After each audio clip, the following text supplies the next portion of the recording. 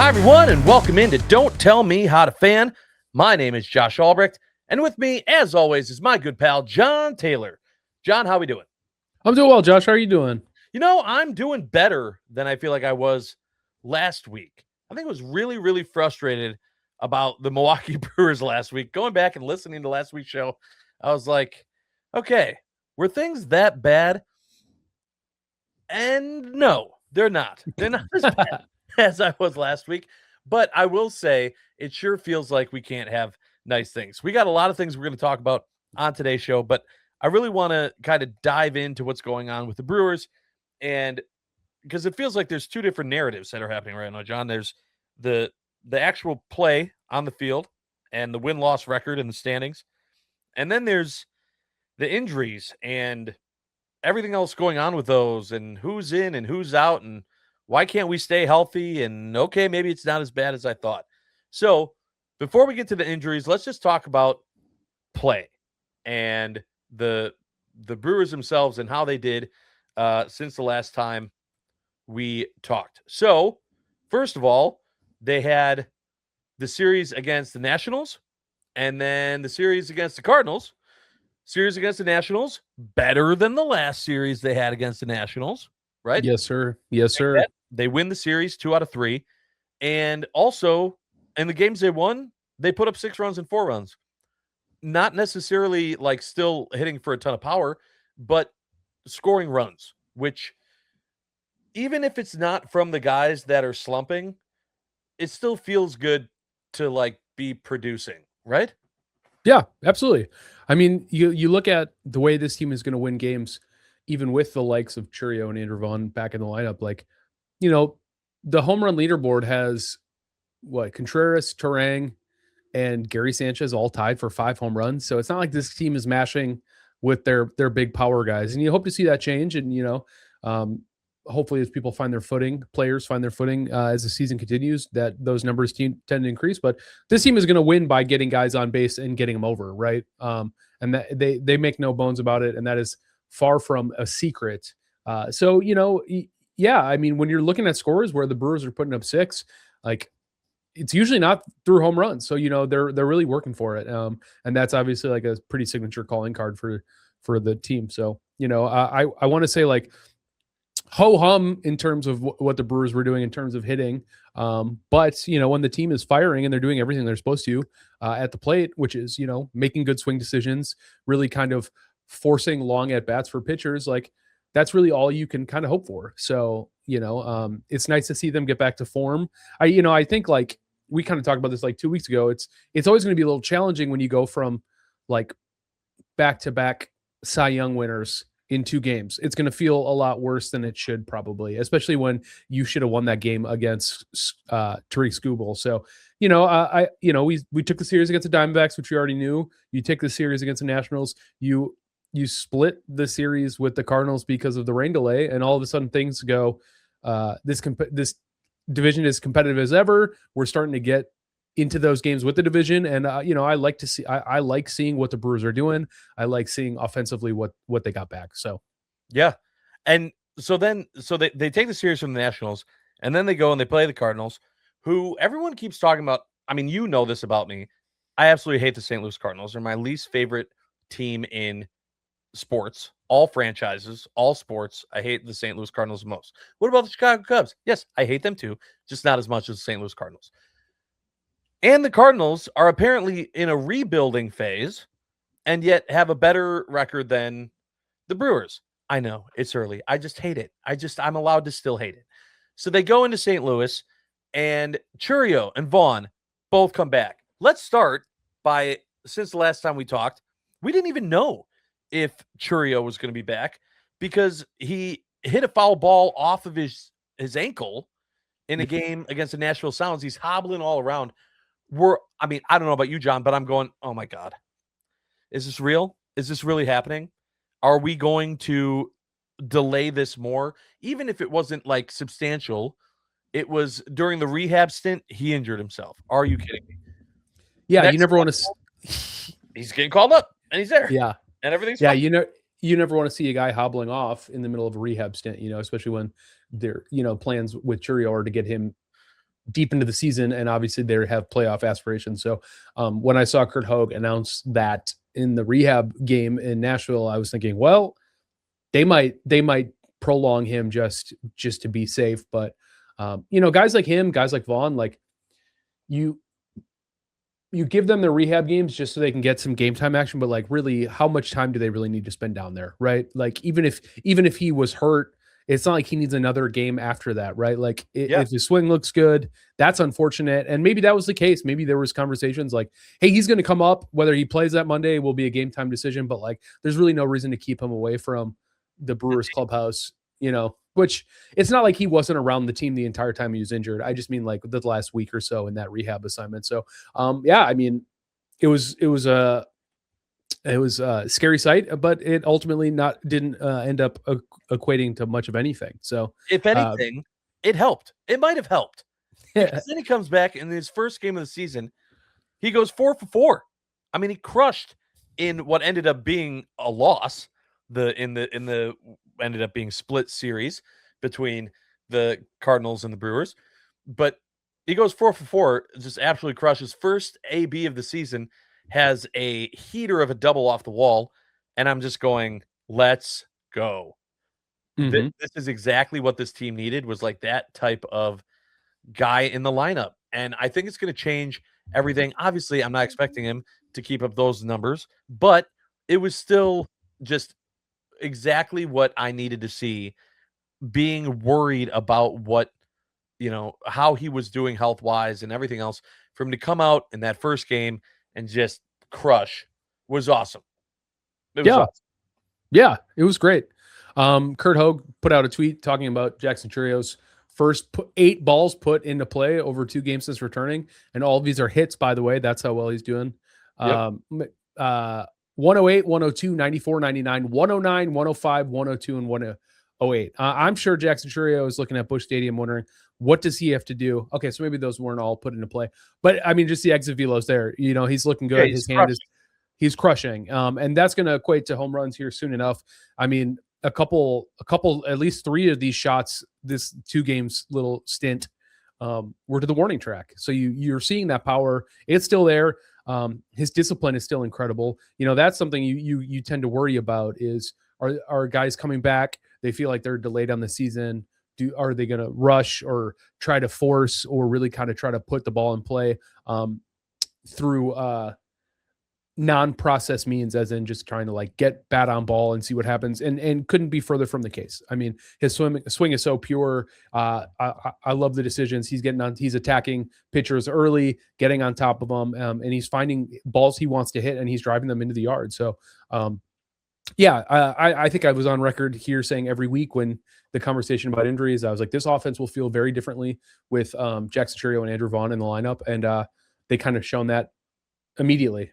Even if Andrew Vaughn didn't have a great game on Monday, you still understand that this is a guy with a serious big league bat, and he showed as much on the game on Wednesday when in the bottom of the top of the first, 2 outs, and he scoops a 3-run homer to make it 4-0 straight away. Yep. A guy like that who can just get the ball out at any moment is just something this team desperately needed, and will continue to need. So, obviously we hope that's one of many home runs for Andrew Vaughn, and that the regression monster isn't coming for him this season. But if he's going to be playing or platooning with Jake Bauers, because he's been great at the end of the day, like they both just need to be hitting for power, and they both definitely can do that. So, I agree. And I think the teams that win, they have balance, right? Like we know that this team can be the Woodpeckers and peck away with singles and steal bases and fight counts and get walks. But being able to have guys in the lineup that are also a threat of putting one in the stands is part of the equation. And it's part of the equation that's been missing for the first month of the season. You didn't have that threat. I mean, you had guys that could do it, like Terang. Terang could do it. Bauers was really like the only guy besides, I guess, Contreras maybe. But like just having a guy like Vaughn there and Churio both, knowing that anytime those guys are at the plate, this one could leave the park, is huge. Yeah. It's absolutely huge for this team. So that was tremendous. And I do have to say, I still can't believe we're playing in a day and age where baseball's being canceled because of rain. Like, it's just how have people not gotten on to the idea of what Milwaukee did, 20 some years ago, 25 years ago? And Yeah, do you want to rehash your legendary DG take from this week?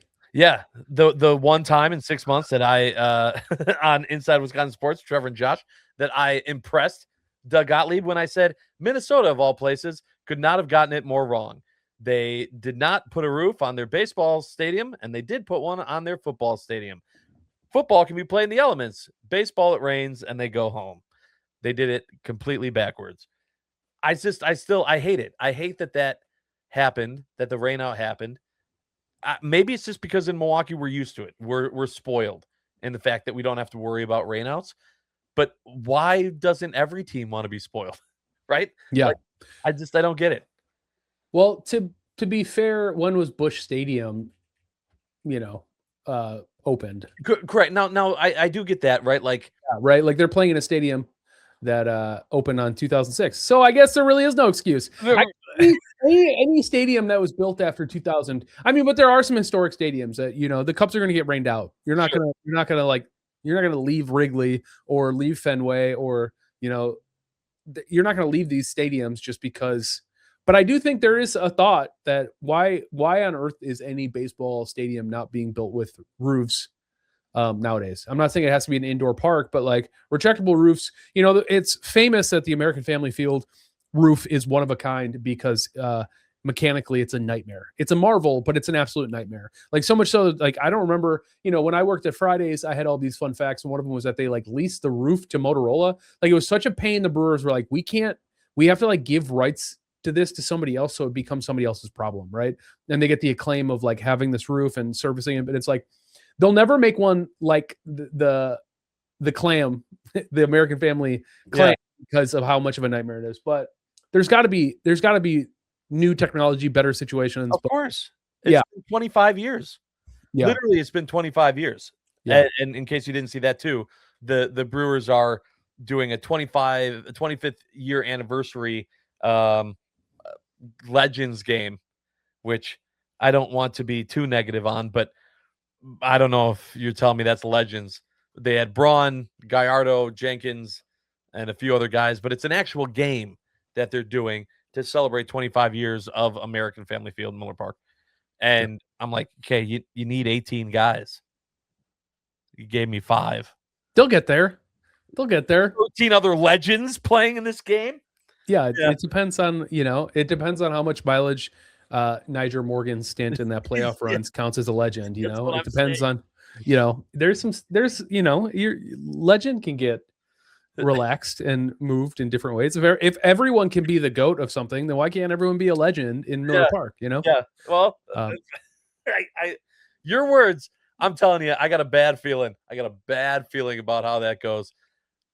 They haven't given a ton of details on it yet, just enough to make it to where people start looking at their calendars and maybe scoop up some tickets for that game.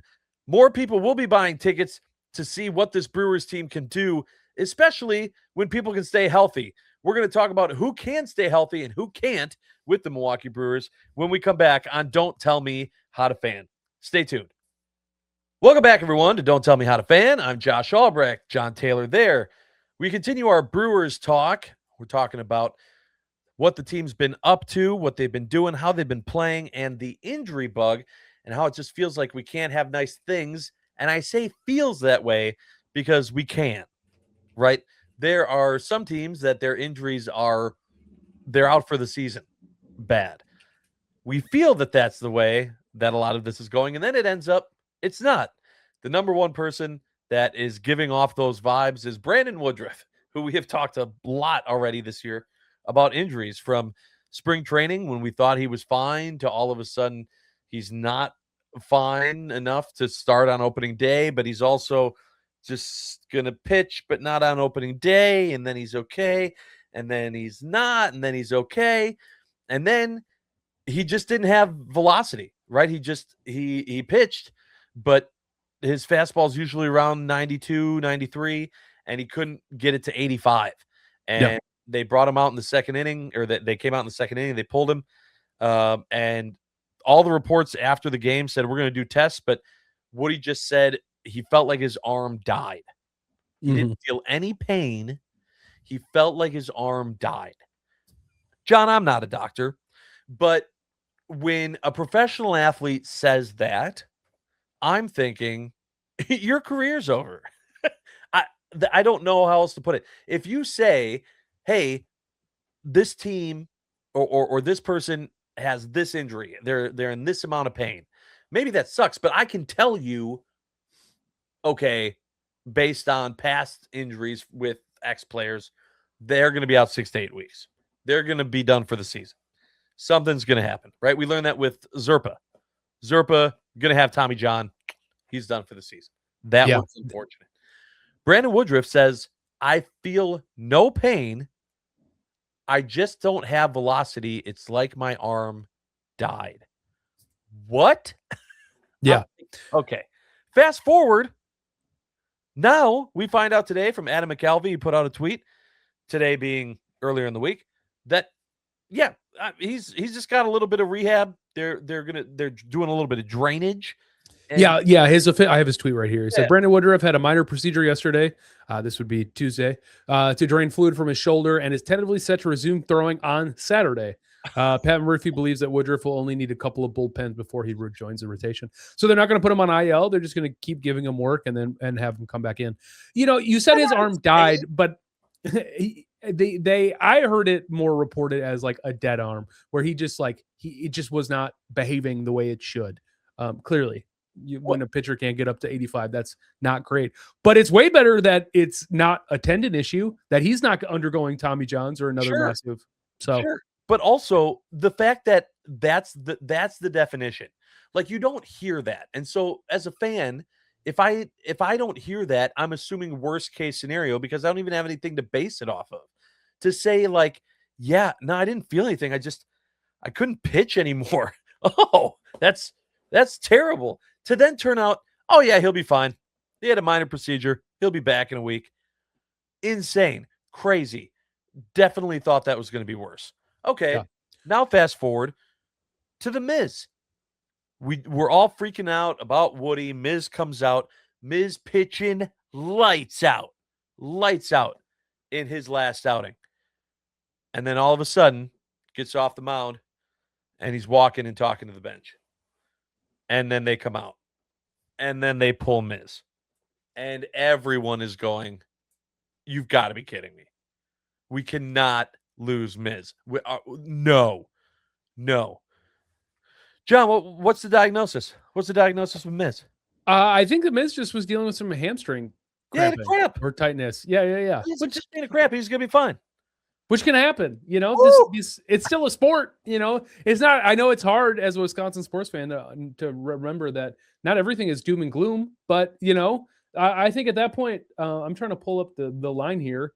He had already thrown 5 innings, like you had mentioned, 0 hits, 0 earned runs, 8 strikes and 2 walks. So a great start, but he did enough. It's like if he was in the third, maybe they'd massage him and try to get him out there. But at that point where we're at in the season, like, he's got to go more than 5. But in a game like that, it's like, pull him. If he gets a splinter, pull him. You know what I mean? I don't really care what the situation is. So, we had a collective sigh. I'm very happy that it sounded like Sophia Minert during the broadcast. Pretty quickly, they were like, it's a hamstring issue. It's not a real issue. Like, it's not great, but it's not like anybody was holding their breath the way we were with Woody. Anytime you see him. And I, to be honest, it's similar to Woody, where I'm just glad that it's not some freak injury. We're watching like Kyle Harrison, like getting beamed in the ankle by like Gary Sanchez, who's playing first for some reason. Or, last year when Jacob Mizorowski just kind of like weirdly fell off the mound. Like, there's a lot of weird things that can happen. So if you're telling me that he just needs to pound a little more Gatorade in between innings, I'm like, well, that's a fitness plan I can get behind. Regime. Hell yeah. That's what I'm saying. I feel like, and of course you always remember the bad ones more, but I feel like this is the correction to the mean of the really, that shouldn't be that bad. Oh, this guy's out 4 months. Now there are these that we thought, oh, this could be really bad. And it wasn't. knock on all the wood, but man, am I taking those breaks, because the biggest thing that I've been looking forward to, John, with this team is seeing this team at full strength. And I know we're still not there, right? I know we're still missing Yelich and a few other guys, but we can't get back to full strength if we're putting more guys on the IL in the meantime. And those are two pieces in Woody and Miz. So seeing them come back and knowing that they're going to be okay is fantastic. Was really, really glad to see that. And that they split the series with the Cardinals in the process. Now, they got, at the time of this recording, they got the Yankees coming up. They're going back home. I'm hoping that everything continues there at that series, by the way. And actually, if you are watching this on Not Done Yet Media or listening to this on the Wisconsin Sports Radio Network, you might be already in line or have just gotten the new Nike shoes, the new Nike Wisco shoes. Have you seen these? I cannot say that the new shoes have come across my desk. Full transparency, my parents visited Portland for the first time in like 5 years.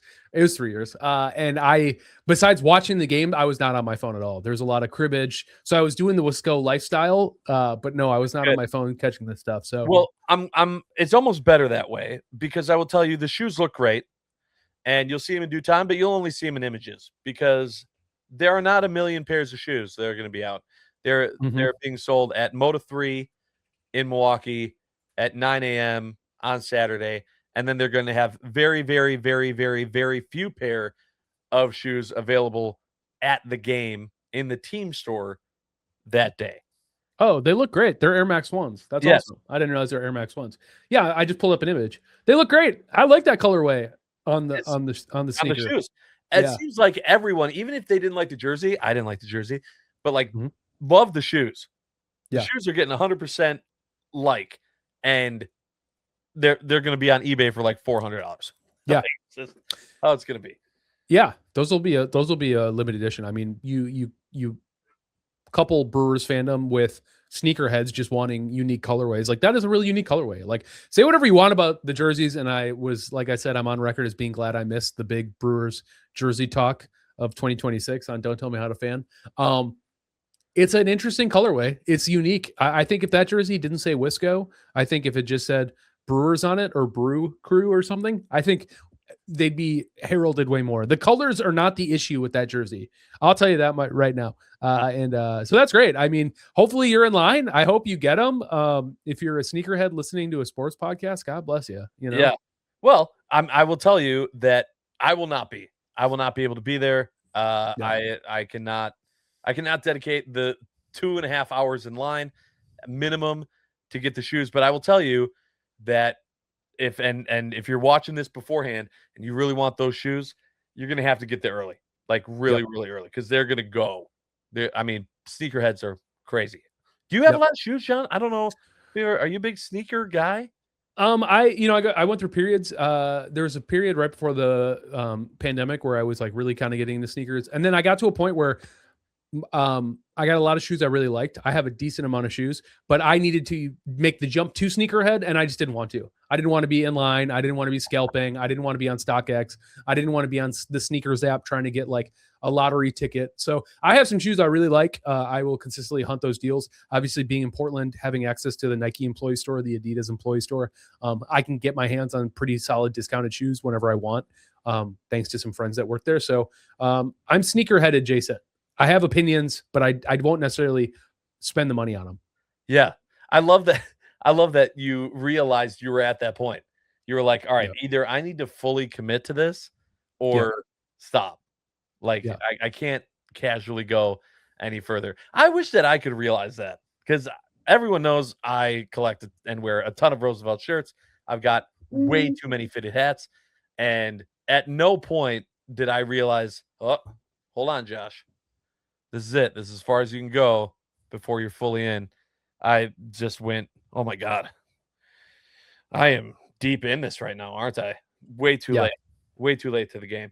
But I am interested to see, especially too, for everyone that's going to the series at AmFam against the Yankees, just how long that line is to get into the stadium, to rush to the team store to get those shoes during the game. Because I'm telling you, I think there might even be a better shot of getting them in, even if it's more limited quantities.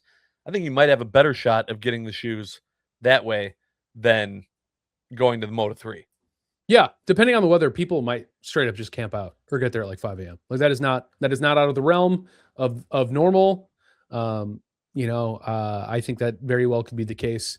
But I get to the stadium early. That Saturday game, it's looking like it's going to be Kyle Harrison pitching. I do have the probables if we want to get it back a little bit too. But yeah, this weekend we're looking at Jacob Mizorowski on Friday, so that is the plan still. Kyle Harrison, who's been pitching lights out, he's been absolutely phenomenal on Saturday, and then Logan Henderson called back up in the mix on Sunday, May 10th, and that's in regards to the Woodruff call up. I think I'm keeping an eye on that. That'll be the last point I want to make is Logan Henderson, I think, should have maybe been on this roster, and they had so much starting pitching, and you want to give other guys. Looking at the way they've been pitching Chad Patrick, it's unfortunate that he got that loss on Monday. I mean, he didn't pitch well enough to win, so what are you going to do? But to be fair, in that game, the Brewers also had runners on base in every single inning and only scored one run. So you can pitch as bad as you want, but last time I checked, you have to score a run to win a game. So offensively, they kind of let him down because Churio was the only one doing anything that game. Correct. But they do not want him going through the lineup 3 times. And you think about how he looked last year in the relief role coming in the playoffs, and I think he's destined for the bullpen. I think they're pitching him because his stuff can play as a starter, but it seems like his pitch mix, how they're pitching him, the way he is able to get outs, it seems like he's going to become an Ashby type, where it's like maybe this guy could do it, maybe it's not. It's not great. It's not bad. I mean, he's got 6 wins already. He's tied for the National League for wins after that win he got on Wednesday. But I think Logan Henderson stuff can play, and I think I'm very curious to see if he keeps pitching well. Who knows what they're going to do once Woodruff gets back in the mix? Who knows what they're going to do once Quentin Priester, who's somebody we haven't really talked about. Granted, his command and velocity wasn't great in those 3 rehab outings, and he got returned from rehab and put back on the injured list because of a setback. So sadly, Quentin Priester isn't in the mix just yet, so they don't have to worry about rearranging this roster too much. But the Sproats and the Chad Pats and the Logan Hendersons, while they are great, I am excited and eager to see Quentin Priester make his return on this team. So, yeah, no, it'll be fantastic. Obviously, hoping for a good series over the weekend against the Yankees, because when isn't it fun to beat the New York Yankees? It's always fun. It's also fun when the entire state and the sports teams that you love in it have Presser-Palooza. Ton of pressers happen this week, introductions to new coaches across various Wisconsin sports teams. We're going to discuss that and more when we come back on Don't Tell Me How to Fan. Stay tuned. All right, here we go.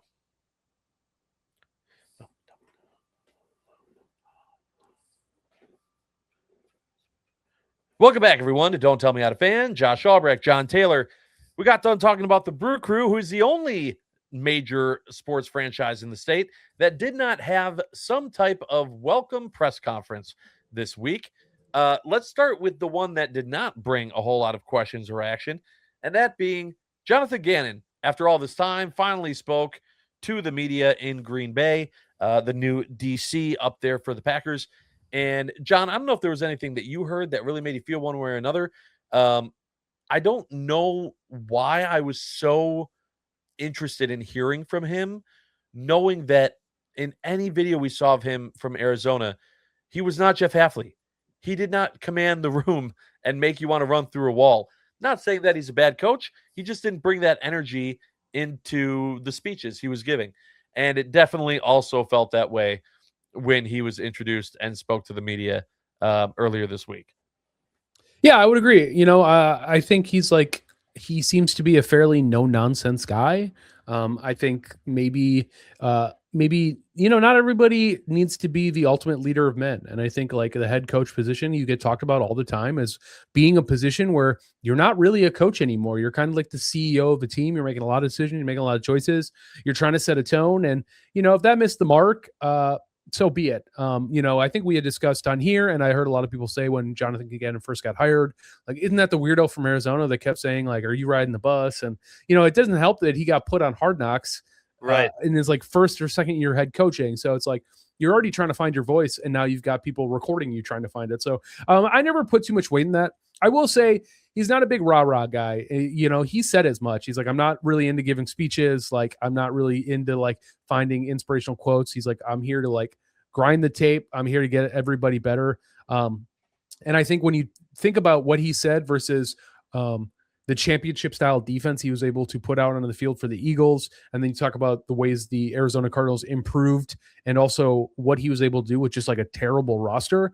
That is exciting to me. I'm okay that it was fairly ho-hum. I think like a lot of people say that like Cam Akers kind of maybe stole the show with the special teams press conference. And what I'll say about the Jonathan Gannon stuff is that I think they need a stabilizing force just in the coaches' rooms in general. And not to say Hafley was a disruptor, but losing Rich Bisaccia as late as they did, knowing you were going to lose Jeff Hafley, like, he's a great choice for that, especially when you talk about what this team needs, which is more consistency from their players and organizationally from the coaches as well. So I was a fan of it. I think some of the stuff that he said inside of it was pretty funny when asked. He said, I don't really get caught up in 4-3-3-4. We're an NFL style defense. Hopefully it's like, that's stupid. Yes, you are. When you ask about like, if we're playing in an odd front, like, he's like, yeah, we're going to get edge rushers that can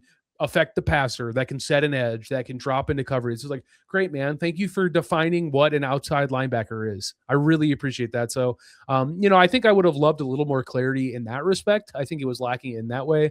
But I like that he was upfront and saying like, we're going to show a lot of tape. It might not be Packers tape. Like, we're going to see Carolina or Arizona stuff that we liked. We're going to see Eagles stuff that we like. We're going to see, things. I think he even quoted like Alabama and some other collegiate programs. So I appreciate his willingness to play whatever his personnel dictates. I mean, clearly that's something every defensive coordinator talks about, but I think there is this level of when you talk about coaches saying they're going to be versatile and play whatever their players can, like their skill set, that's not always the case. Like a Vic Fangio isn't going to bend his defense to or Brian Flores are not going to bend their defense to their personnel. They're going to go find guys who can play that because it's proven. And so I do like the idea that he's interested in doing that. There was a huge emphasis on takeaways, which there always is. Sure. But I did like his line about saying like one of the biggest reasons he came to Green Bay, it wasn't even Micah, it was Jordan Love. He said, you get a guy who is an elite quarterback at the position. Like, you want to come here and you want to get him the ball back. So, none of this is that he said all the right things, and you can take it with a grain of salt. Nobody won a Super Bowl off a press conference introductory presser, but it's exciting all the same. So it is. It absolutely is exciting. A little bit more exciting though was Taylor Jenkins being introduced, which, as we pointed out last week, I loved that he essentially was announced, hey, he's our guy. And the time that they put out the official graphic on social media, like an hour later, they said, and here's when the press conference is going to be. They didn't leave us hanging like the Packers did with Gannon. It was boom, here's a guy, boom, here's when he's going to talk. He talked earlier in the week as well at the art museum is where they had it, which was interesting, but also I thought kind of cool. Like, not everything has to be at Pfizer. Show off other parts of the city. Why not? It's a press conference. It doesn't need to be, on a basketball court or in a different room. Like, who cares? So that was good. Did you have any initial thoughts about Taylor Jenkins? Yeah, I mean, I thought it was interesting hearing, Jimmy Haslam was there out of the ownership group. That was interesting because that's kind of the first time he's participated in like one of these like introductory presser settings. Obviously, you had John Horst there. I thought it was interesting that they both, John Horst and Jimmy Haslam were very much like, this was very clear to us that no matter what direction this organization is moving forward, Taylor Jenkins needed to be that guy. And I think that's really exciting. You know, there was a conversation, I think some reporter asked, like, do you feel like you wanted to get Taylor in because he was going to be a highly proven commodity? And while that's probably true, I do appreciate the fact that they basically said, we're way more interested in just making sure that we lock up a guy that we have a great relationship with, somebody who's excited to be in Milwaukee, somebody who has a proven track record of player development. And so I think I left myself feeling excited about Taylor Jenkins, but I don't know if there was anything specifically about Taylor Jenkins that was light was shown on, like shed on that I didn't already think. I already respect him as a head coach. I think it was very obvious he got kind of shafted in Memphis and was kind of set up to be the fall guy when they didn't perform the way they wanted to the year he was relieved, like 9 games before the season ended. So nothing in that respect. What about you? What did you think of what Taylor had to say? Or I thought what Taylor had to say was fine.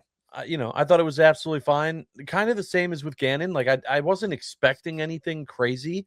And as much as it was about Gannon, we all knew that it was also going to be about Giannis, right? And so not that anything was brought up necessarily by him about it, but that was still the story. Haslam was quoted saying that they are, despite what ESPN is covering, that, the talks between the two sides are good, but that they plan on having a decision made prior to the draft.